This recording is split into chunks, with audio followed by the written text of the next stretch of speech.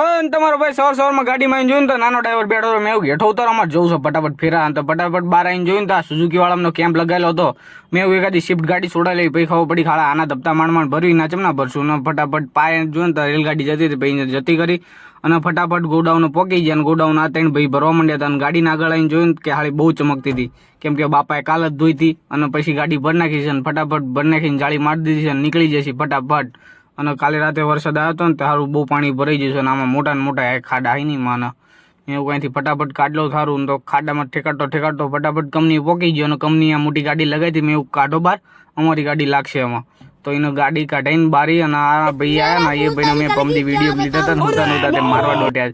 અને ખાલી કરીને પાછી ભર નાખી છે. અને પાછી હવે ખાલી કરવા પકી જશે કંપનીએ, બહુ દૂર નહોતું આવવાનું.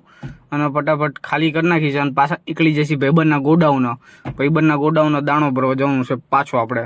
અને ફટાફટ ગોડાઉન પોકીને આ ભાઈબંધ કે આજ કે હું એકલો જ ભરી નાખું. મેં એવું ભરી નાખશે એવો ભરાક તાળે ફટાફટ ભરી નાખીને ભાઈએ જાળી મારી દીધી છે મસ્ત મજાની. અને પાછી જતા તો ગોડાઉનમાં આઈસર હતું. મેં એવું સાઈડમાં કરો, અમારે બહાર નીકળું છું. અને ફટાફટ આવી ગયા પેલા પાણીમાં. અલ્ફેર તો ખબર છે કે ક્યાં ખાડો આવે, અહીંયા જ બ્રેક લાગશે. ને ફટાફટ કંપનીએ પોકી ગયા. અને કંપનીએ પોકીને આ ભાઈ કે અલ્ફેર હું બહાર નહીં કાઢું. તમે એવું ના કાઢશો અહીંયા લગાવીને હાલ્યા. અને ભાઈ બિલ આપ્યા છે ઉપર જઈને.